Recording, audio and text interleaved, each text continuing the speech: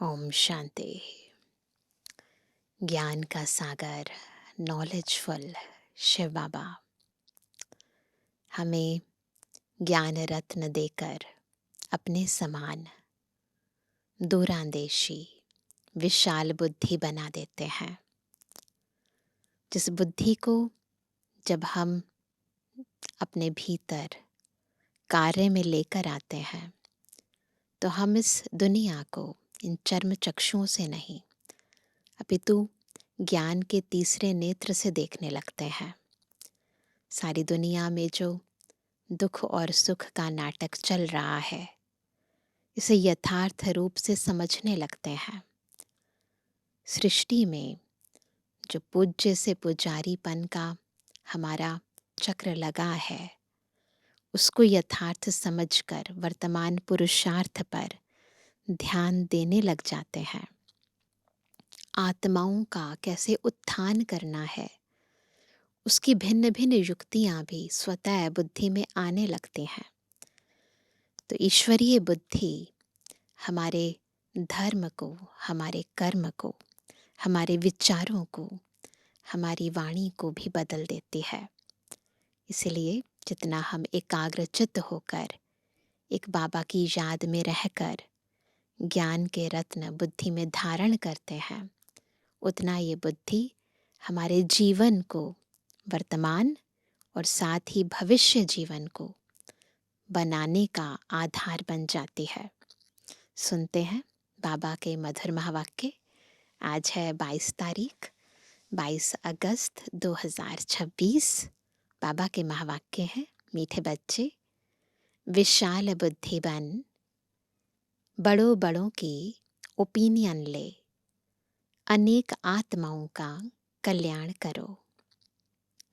उनसे हॉल आदि लेकर खूब प्रदर्शनियां लगाओ।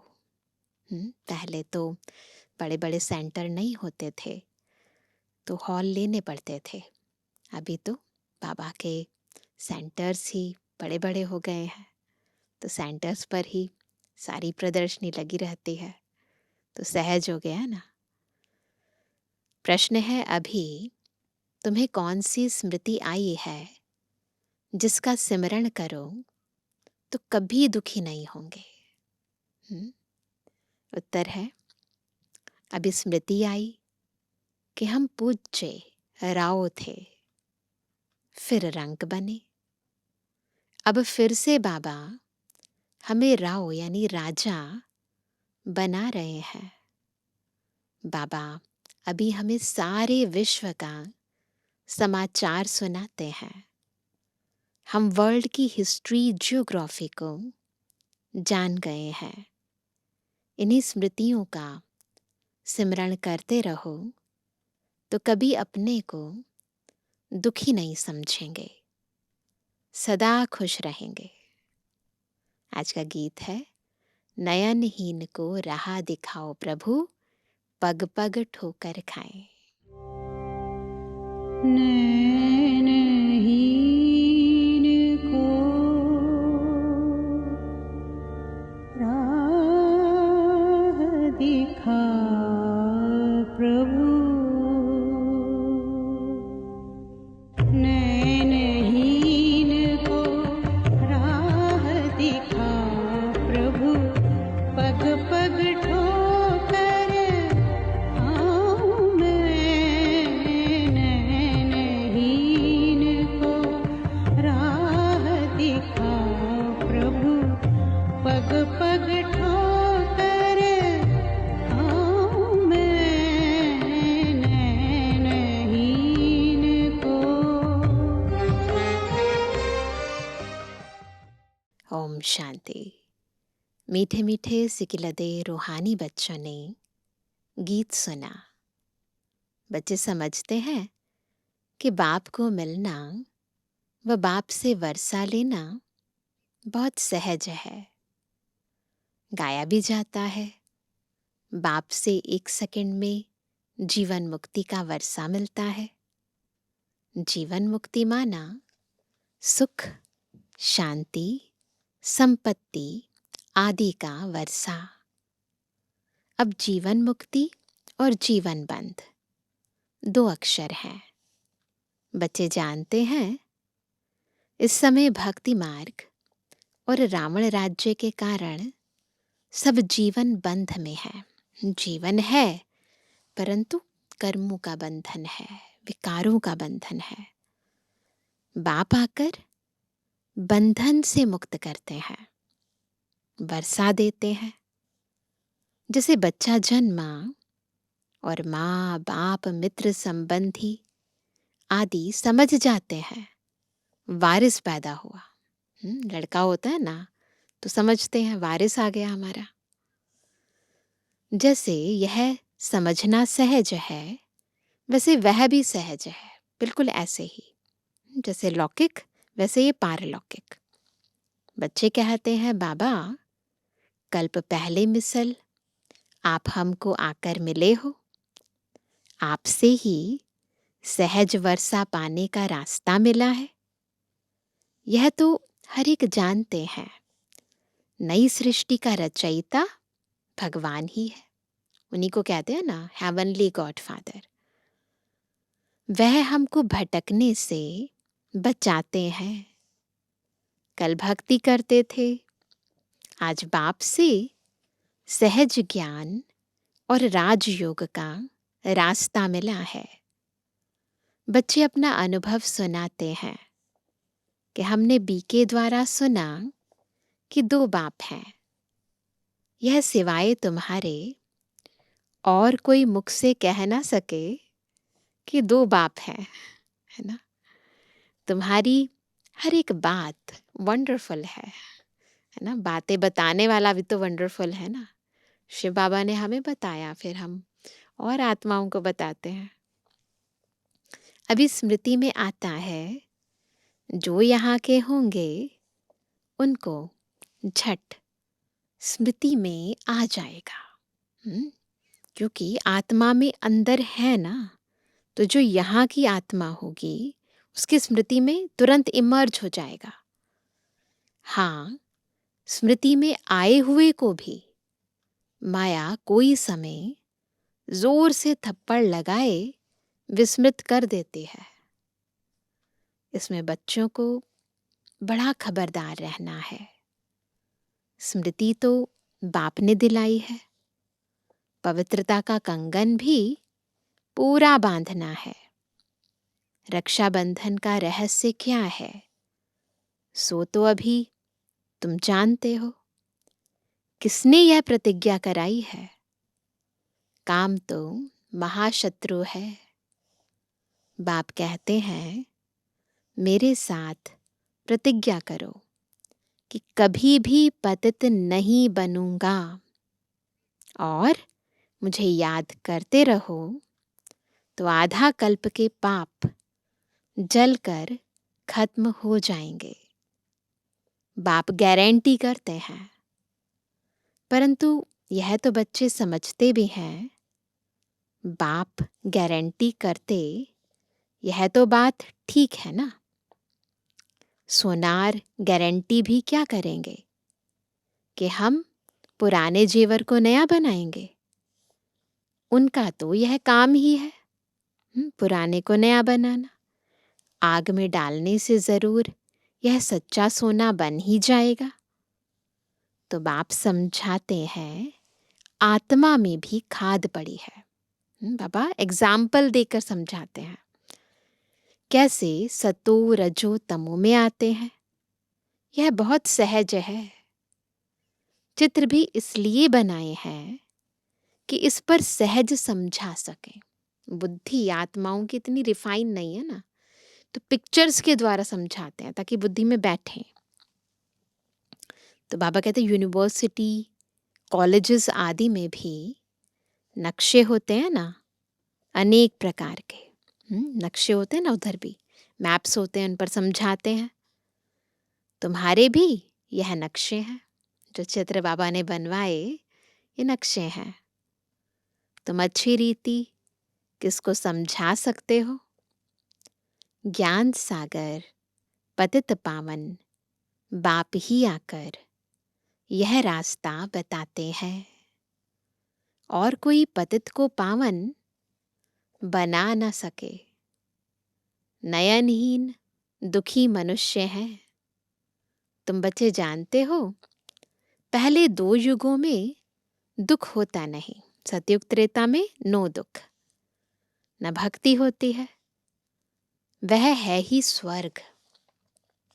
भारत के इस समय के मनुष्यों का और भारत के प्राचीन मनुष्यों का कंट्रास्ट है ना, परंतु यह और कोई समझते नहीं। कितनी पूजा चलती है, जितना जितना जो साहूकार होते हैं उतना देवी देवताओं को अच्छे जेवर पहनाते हैं। बाबा खुद अनुभवी है। बॉम्बे में लक्ष्मी नारायण का जो मंदिर है, उनके ट्रस्टी ने लक्ष्मी नारायण के लिए हीरो का हार बनवाया था। बाबा को उस ट्रस्टी का नाम भी याद है। ब्रह्मा बाबा अपना, है ना, जो अनुभव है वो बता रहे हैं कि कितना देवी देवताओं पर कुर्बान जाते हैं।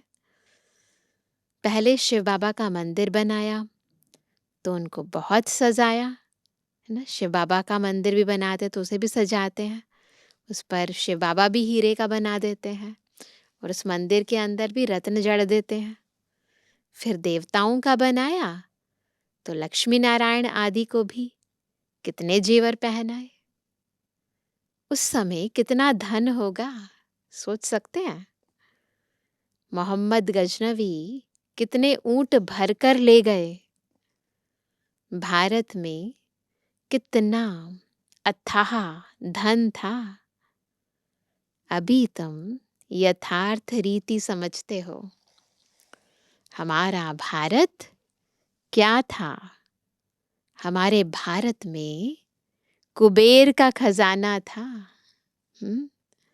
हीरे जवाहरों के मंदिर बनाते थे। अभी वह चीजें हैं नहीं, सब लूट कर ले गए। अभी तो क्या हाल हुआ है, सब ले गए ना। तुम ही पूज्य राव थे, राजा थे। फिर तुम ही 84 जन्म ले पूरे रंक बने हो, राजा से पूरे रंक बन गए। ऐसी ऐसी बातें घड़ी घड़ी सिमरण करनी चाहिए। हम क्या थे, क्या बन गए, सिमरण करनी चाहिए। तो फिर कभी भी तुम अपने को दुखी नहीं समझेंगे। दिल में सिमरण करते रहेंगे। हम बाबा से क्या ले रहे हैं? बाप आकर हमको सारे विश्व का समाचार सुनाते हैं।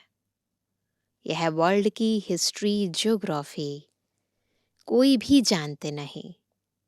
तुम जानते हो, पहले एक धर्म, एक राज्य, एक ही मत, एक भाषा थी। सभी सुखी थे।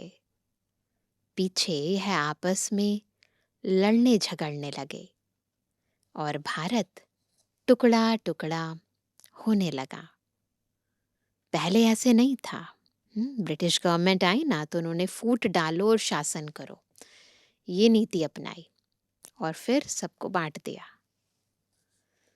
वहां कोई भी किस्म का दुख नहीं था, बीमारी का नाम निशान नहीं था। उसका नाम ही है स्वर्ग। तुमको अपनी स्मृति आई है। बरोबर कल्प कल्प हमको विस्मृति होती है, फिर स्मृति में आता है। खुद नहीं आता, बाबा स्मृति दिलाते हैं। पहली एकस भूल हुई है जो रचता और रचना को भूल गए, क्रिएटर को, क्रिएशन को, आत्मा परमात्मा दोनों को भूल गए। अभी तुम आदि मध्य अंत को जानते हो। अभी हमें क्रिएटर का भी पता है, क्रिएशन का भी पता है, सृष्टि के आदि मध्य अंत का भी पता है। सतयुग में भी यह नॉलेज नहीं होगी तो फिर परंपरा कैसे चल सकती? उस समय मुख्य तो राजे लोग ही होते हैं। ऋषि मुनि थोड़ी होते हैं, सतयुग में ऋषि मुनि नहीं होते, वे द्वापर से आते हैं। ऋषि मुनि आदि को खान पान भी राजाओं से ही मिलता है। राजाएं संभाल करते हैं, क्योंकि फिर भी सन्यास करते हैं ना, इज्जत करते हैं उनकी। प्राचीन भारत का प्राचीन राजयोग गाया जाता है। प्राचीन ऋषि मुनि नहीं कहेंगे, प्राचीन राजयोग कहेंगे। वह तो द्वापर में ही आते हैं। वह राजाओं के आधार पर चलते हैं। कहते हैं हम रचता और रचना को नहीं जानते। बाप कहते हैं यह खुद राजाएं भी नहीं जानते। इस दुनिया में कोई भी इस नॉलेज को नहीं जानते। जब तक खुद क्रिएटर ना आए, ये नॉलेज कोई जान नहीं सकता। अभी तुम बच्चे समझदार बने हो।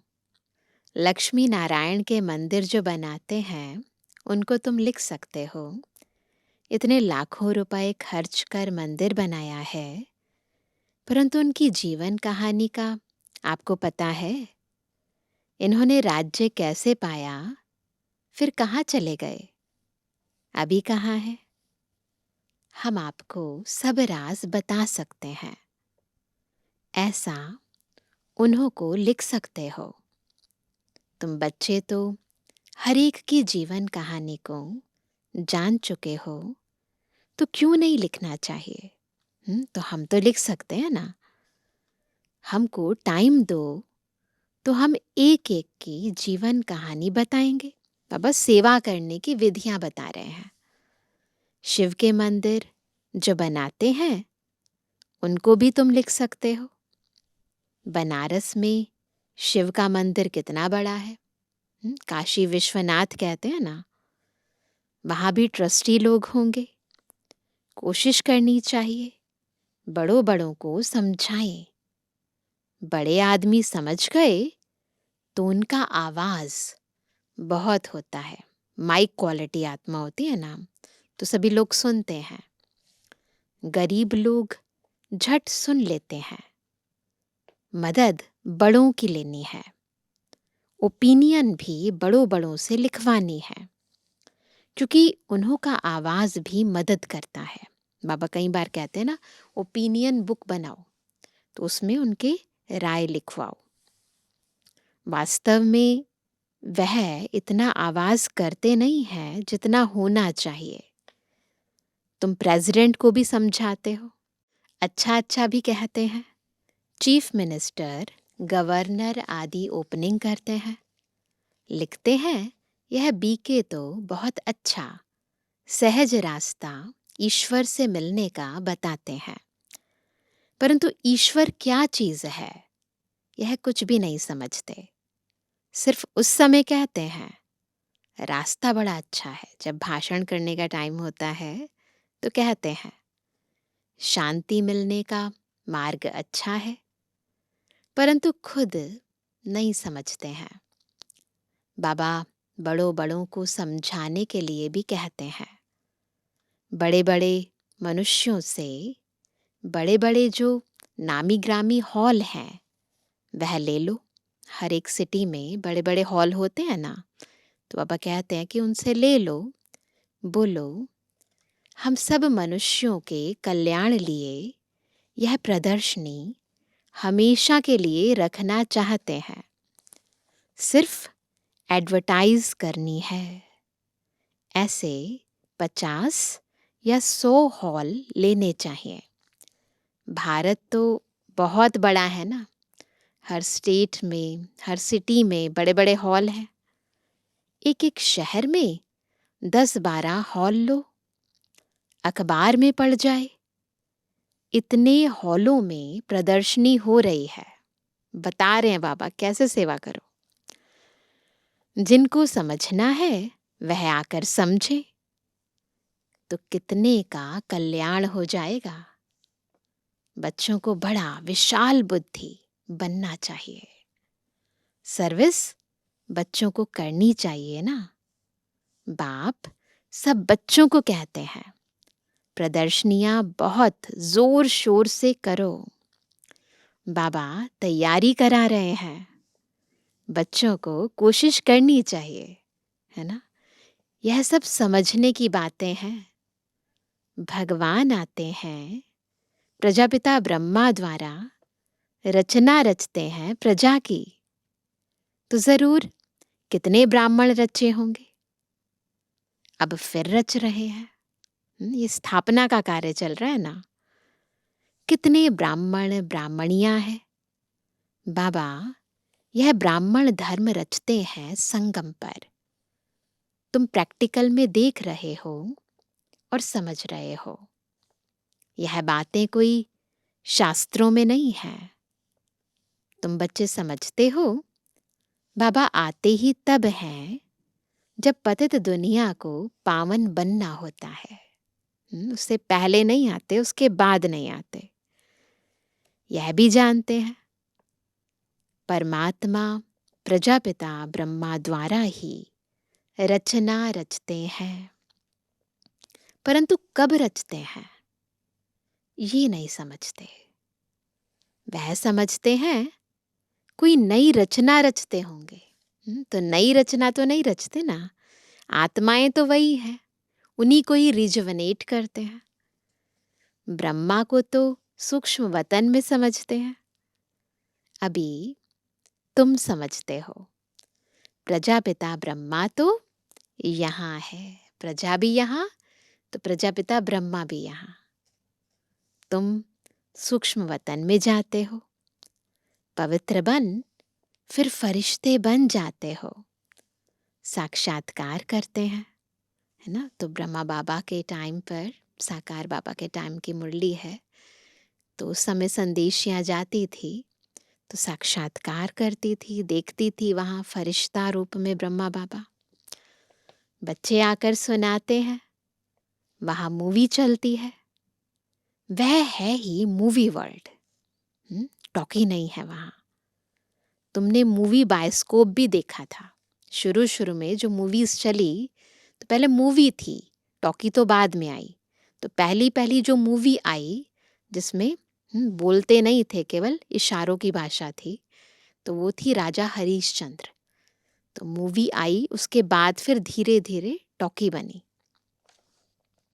अभी प्रैक्टिकल सब बातों को तुम जान चुके हो। मूवी क्या है, साइलेंस क्या है, टॉकी क्या है।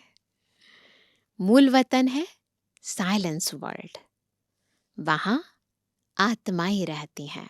बुद्धि चली गई ऊपर। सूक्ष्म वतन में सूक्ष्म शरीर भी हैं, वहां पर केवल आत्माएं, और फिर सूक्ष्म वतन में आत्मा के साथ सूक्ष्म शरीर। तो जरूर कुछ भाषा भी होगी। तुम बच्चों की बुद्धि में है, हम आत्माओं का स्थान शांति धाम है। फिर है सूक्ष्म वतन, वहां ब्रह्मा विष्णु शंकर रहते हैं। और यह है कलयुग और सतयुग का संगम। यहाँ बाप आते हैं, यहाँ से तुम ब्राह्मण जाते हो। पियर घर और ससुर घर है ना, यहाँ से जाते हैं ससुर घर। यहाँ दोनों तुम्हारे पियर हैं, दोनों पियर यहाँ है। सतयुग भी यही है और संगम युग भी यही है। बाप दादा दोनों मेहनत करते हैं बच्चों को गुलगुल यानी फूल बनाने। मुसलमान भी कहते हैं गार्डन ऑफ अल्लाह। दोनों बाबा मेहनत करते हैं ताकि हम उस फूलों के बगीचे के लायक बन सके। तो बाबा कहते हैं, मुसलमान भी कहते हैं गार्डन ऑफ अल्लाह। कराची में एक पठान था, वह सामने खड़ा होता था, देखते देखते गिर पड़ता था। पूछा जाता था तो कहता था, हम खुदा के बगीचे में गया, उसे साक्षात्कार होता था, खुदा ने फूल दिया। अब उनको ज्ञान तो था नहीं। अभी तुम समझते हो बगीचा किसको कहा जाता है? स्वर्ग को कहा जाता है ना। यह है कांटों का जंगल और वह है फूलों का बगीचा। तुम्हारी बुद्धि में सारा राज है। सतयुग क्या है, कलयुग क्या है, तुमको बहुत खुशी होनी चाहिए। सारा चक्र तुम्हारी बुद्धि में है। विस्तार तो इनका बहुत है, तुम्हारी बुद्धि में कितना शॉर्ट में बैठा हुआ है। तुम बच्चों ने रचता बाप द्वारा रचता और रचना को जाना है। ब्रह्मा को रचता नहीं कहेंगे। रचता एक है, बलिहारी भी एक की है। पहले पहले रचना ब्रह्मा की है, फिर कहेंगे श्री कृष्ण की। ब्रह्मा तो है, ब्राह्मण भी जरूर चाहिए। पांडवों को ब्राह्मण नहीं समझेंगे, ऐसे तो नहीं समझते ना। ब्रह्मा द्वारा ब्राह्मण चाहिए। यह है रूहानी यज्ञ। इसको स्पिरिचुअल नॉलेज कहा जाता है। ये जो बाबा बता रहे हैं, यह आध्यात्मिक ज्ञान। रूह को वही बाप ज्ञान देंगे, इसलिए ये है रूहानी ज्ञान। तुम जानते हो, हमको मनुष्य नहीं पढ़ाते हैं, सभी आत्माओं को बाप पढ़ाते हैं। कहते भी हैं ब्रह्मा द्वारा स्थापना। श्री कृष्ण के लिए थोड़ी कहेंगे, वह तो हो भी ना सके। वो तो सतयुग में था ना। ब्रह्मा द्वारा स्थापना कौन कराते हैं? क्या श्री कृष्ण? नहीं, परम पिता परमात्मा। विष्णु द्वारा पालना। ब्रह्मा और विष्णु का कितना पार्ट है? आत्मा तो एक ही है ना। ब्रह्मा मुख वंशावली ही फिर जाकर विष्णुपुरी के देवता बनते हैं। ब्रह्मा सो विष्णु, विष्णु सो ब्रह्मा। यह भी बच्चों को समझाया है। ब्रह्मा सो विष्णु बनने में 1 सेकंड, विष्णु सो ब्रह्मा बनने में 84 जन्म। कितनी वंडरफुल बातें हैं। चढ़ने में 1 सेकंड, उतरने में 84 जन्म। कोई भी समझ ना सके। यह है बेहद की बातें। बेहद के बाप से बेहद की पढ़ाई पढ़ बेहद का राज्य लेना है। क्या ले रहे हैं सभी? बेहद का राज्य। सृष्टि चक्र को जानना है। आत्मा ही जानती है, शरीर द्वारा। ऐसे नहीं कि शरीर नॉलेज लेता है आत्मा द्वारा। नहीं नहीं नहीं, आत्मा नॉलेज लेती है। तुमको कितनी खुशी है, जितनी जितनी नॉलेज भरती जाती है ना, योग लगता जाता है, खुशी बढ़ती जाती है। यह आंतरिक गुप्त खुशी होनी चाहिए। पढ़ाई के संस्कार आत्मा में है। दुख भी आत्मा को होता है। कहते हैं हमारी आत्मा को दुखी मत करो। शरीर की बात नहीं है। बच्चों को अब कितनी रोशनी मिल रही है, सब बातें क्लियर होती जा रही है ना, तो जैसे रोशनी मिल रही है। तुमको खुशी रहती है, सागर से रिफ्रेश हो, बादलों को मिलकर वर्षा बरसानी है। मधुबन आते हैं, बादल भर जाते हैं, रिफ्रेश हो जाते हैं, फिर वहां जाते हैं सेवा स्थान पर तो बरसते हैं। आपस में मिलकर प्रदर्शनी आदि तैयार करने में मदद करो। शौक होना चाहिए। सर्विस, सर्विस और सर्विस। अच्छा, अच्छा मीठे मीठे सीखे दे जो रुहानी बच्चों पे रुहानी बाप दादा का दिल जान सको प्रेम से नंबरवार प्रसाद अंसार यादगार और गुणवानी। रूहानी बच्चों की, रूहानी बाप दादा को गुड मॉर्निंग, नमस्ते नमस्ते नमस्ते।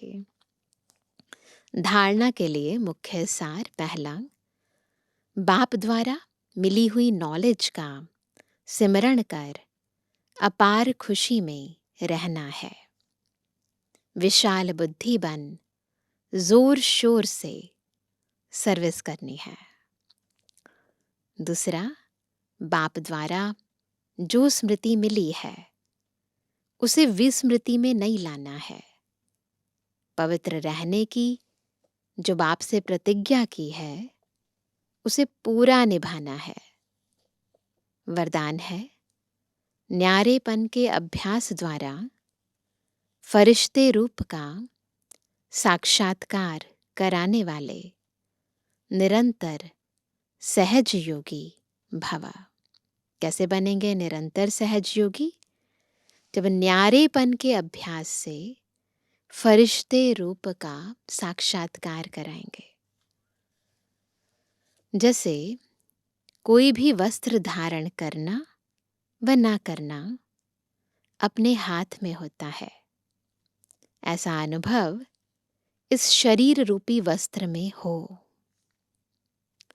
जैसे वस्त्र को धारण करके कार्य किया और कार्य पूरा होते ही वस्त्र से न्यारे हुए। शरीर और आत्मा दोनों का न्यारापन चलते फिरते अनुभव हो, तब कहेंगे निरंतर सहज योगी। ऐसे डिटैच रहने वाले बच्चों द्वारा अनेक आत्माओं को फरिश्ते रूप और भविष्य राज्य पद के साक्षात्कार होंगे। अंत में इस सर्विस से ही प्रभाव निकलेगा। तो अभी ये अभ्यास हमें लगातार करना है, रोज करना है। मैं आत्मा अलग और मेरे ये वस्त्र अलग।